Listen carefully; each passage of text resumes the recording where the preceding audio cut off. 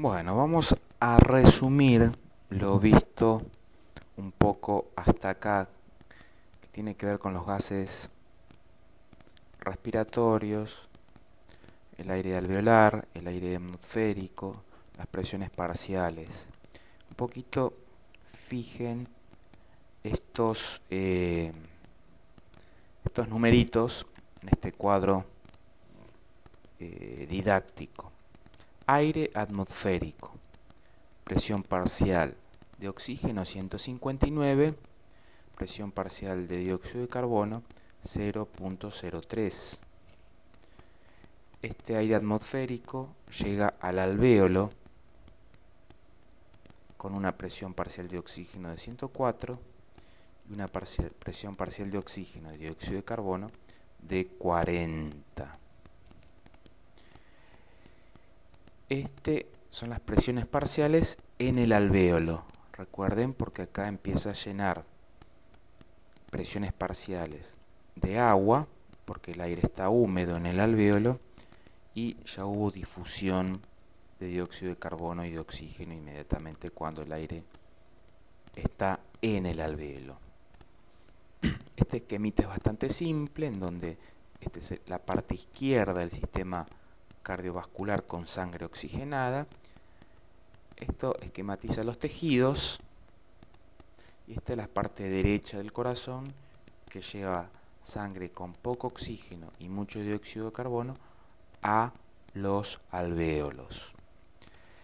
La sangre venosa de todo el cuerpo que llega a través de la arteria pulmonar, recuerden que esta arteria pulmonar lleva toda la sangre de todo el cuerpo a oxigenarse a los alvéolos. Esta sangre llega con una presión parcial de 40 milímetros de mercurio de oxígeno y una presión parcial de 45 milímetros de mercurio de dióxido de carbono. Llega al alvéolo, membrana alveocapilar, y entra la difusión. De estos 45 a los 40 difunde por diferencia de 5, por este gradiente alveolo-capilar de 5 milímetros de mercurio, difunde dióxido de carbono a los alvéolos, y por este gradiente a favor hacia la sangre de 104 milímetros de mercurio a 40 difunde oxígeno de los alvéolos a la sangre. Entonces, de la sangre salen las venas pulmonares, que llegan a la parte izquierda del corazón, la sangre oxigenada, con una presión parcial de oxígeno de 104 y una presión parcial de dióxido de carbono de 40. Llega por las venas pulmonares, por las arterias pulmonares, que acá cambian de nombre por una cuestión anatómica, a la aurícula izquierda, válvula mitral ventrículo izquierdo, y por el ventrículo izquierdo, a través de la aorta, sale la sangre con más oxígeno y menos dióxido de carbono hacia los tejidos.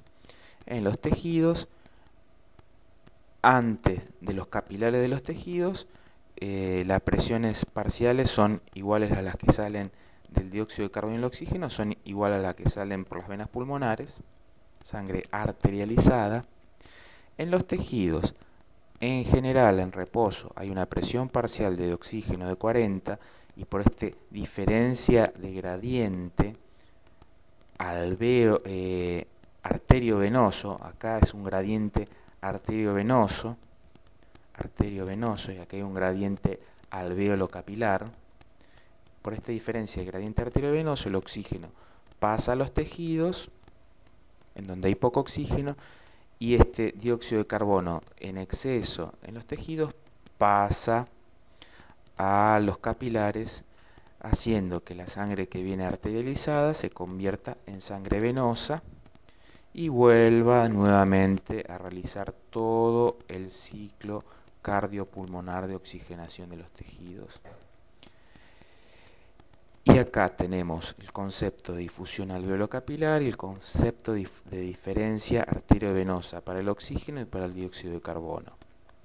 En ejercicio va a haber menor presión parcial todavía de oxígeno, de 40 va a caer a 25 o a 20, y va a haber mayor presión parcial de dióxido de carbono, lo que hace que la diferencia arteriovenosa para el oxígeno sea mayor. O sea, los tejidos durante el esfuerzo extraen más cantidad de oxígeno y ponen más cantidad de dióxido de carbono en la sangre, que termina siendo venosa y va a la parte derecha del corazón, aurícula derecha, válvula tricúspide, válvulo pulmonar, arteria pulmonar, y de nuevo todo el ciclo cardiopulmonar de respiración.